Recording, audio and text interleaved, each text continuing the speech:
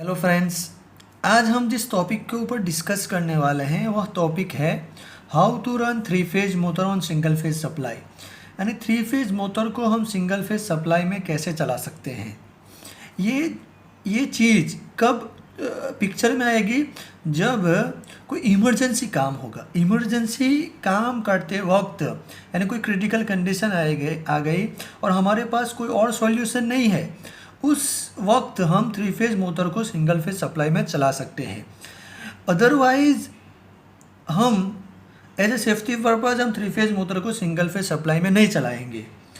तो ये चीज़ जब हम पिक्चर में लाते हैं उस टाइम पे हमको कुछ ऐसे टॉपिक है, ऐसी कंडीशन है जिसको हमको फॉलो करना पड़ता है।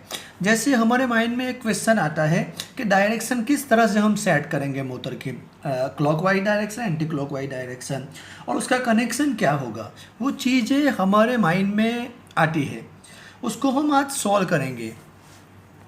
पहले हम देखें कि उसका कनेक्शन हम कैसे करेंगे, यानी थ्री फेज मोटर को सिंगल फेज सप्लाई चलाने में हम कैसे उसका कनेक्शन करेंगे। हमको पता है कि मोटर का जो कनेक्शन है वो कैसे आएगा। जब हम क्लॉकवाइज में चलाना है मोटर को तो हम डेल्टा में मोटर का कनेक्शन करेंगे। ये फेज है और ये न्यूट्रल है, ये जो सप्लाई है, और आर, वाई और बी ये तीन हमारे फेज है। तो अभी हम जो कैपेसिटर के दो छेड़े आते हैं, कैपेसिटर को हम वाई और बी के दोनों में कनेक्ट कर लेंगे उसके बीच में, और फेज जो वायर आएगा वो ये जो कैपेसिटर लगाया है, दो छेड़े जो कैपेसिटर के लगाए हैं उसमें से कोई भी एक छेड़े पे हम फेज को कनेक्ट कर लेंगे। फेज को कनेक्ट कर लिया और फिर नेगेटिव को हम आर फेज में दे देंगे। तो ये हो गया हमारा डेल्टा में कनेक्शन। यानी हम ऐसे थ्री फेज मोटर को सिंगल फेज सप्लाई में चला सकते हैं। ये हो गया हमारा क्लॉकवाइज डायरेक्शन में। अभी हमको एंटी क्लॉकवाइज डायरेक्शन में उसको चलाने का है। एंटी क्लॉकवाइज डायरेक्शन के लिए हम मोटर को स्टार कनेक्शन में कनेक्ट करेंगे। तो हमको स्टार कनेक्शन में पता है कि जो 3 पॉइंट है उनको हम शॉर्ट कर देते हैं, और डेल्टा में जैसे कनेक्शन किया ऐसे ही हम दो छेड़ों के बीच में कैपेसिटर को लगा देंगे, और ये पॉजिटिव है, ये नेगेटिव है।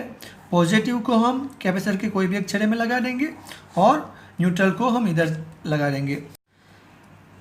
स्टार में जब हम कनेक्शन करेंगे तब मोटर, हमारा जो डायरेक्शन होगा मोटर का वो होगा एंटी क्लॉकवाइज डायरेक्शन, और डेल्टा में हम जब कनेक्शन करेंगे तो हमारा जो डायरेक्शन होगा वो किधर होगा, क्लॉकवाइज डायरेक्शन में होगा। ये तो हो गया, हमारा कनेक्शन हो गया।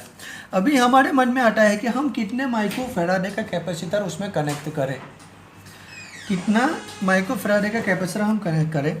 तो हमारे पास 1 किलोवाट की मोटर है, उसमें हम कनेक्ट करेंगे 70 माइक्रोफैराडे का कैपेसिटर कनेक्ट करेंगे। फॉर एग्जांपल हमारे पास 5 किलोवाट की मोटर है, तो 70 मल्टीप्लाई बाई 5 करेंगे तो हमारा जो जवाब आएगा वो 350 माइक्रोफैराडे की कैपेसिटर हम कनेक्ट करेंगे उसमें। ये हो गया 220 240 सप्लाई में। अभी हमारे माइंड में एक क्वेश्चन आता है कि 110 वोल्ट पे भी हम ये चला सकते हैं थ्री फेज मोटर को सिंगल फेज सप्लाई में। हाँ, उसका जवाब हाँ है। उसको कैसे चला सकते हैं, मगर उसका जो माइक्रोफैराडे आएगा, क्योंकि कैपेसिटर की जो वैल्यू आएगा वो ज़्यादा आएगा। उसमें 1 किलोवाट के बराबर हम 240 माइक्रोफैराडे का कैपेसिटर लगाएंगे। कितने का लगाएंगे, 240 माइक्रोफैराडे का कैपेसिटर लगाएंगे। मगर ये चीज़ 110 वोल्ट पे जब हम मोटर को चलाएंगे, थ्री फेज मोटर को सिंगल फेज सप्लाई में, उस टाइम पे हम नो लोड पे चलाएंगे। नो लोड पे चलाएंगे, लोड के कंडीशन में हम नहीं चला सकते। क्यों कि ये रिस्की है, एज ए सेफ्टी पर्पस ये सही नहीं है। इसकी वजह से जब कोई इमरजेंसी कंडीशन है और हम नो लोड पे चलाने का है, उसी टाइम पे ही हम 110 वोल्ट पे थ्री फेज मोटर को चलाएंगे।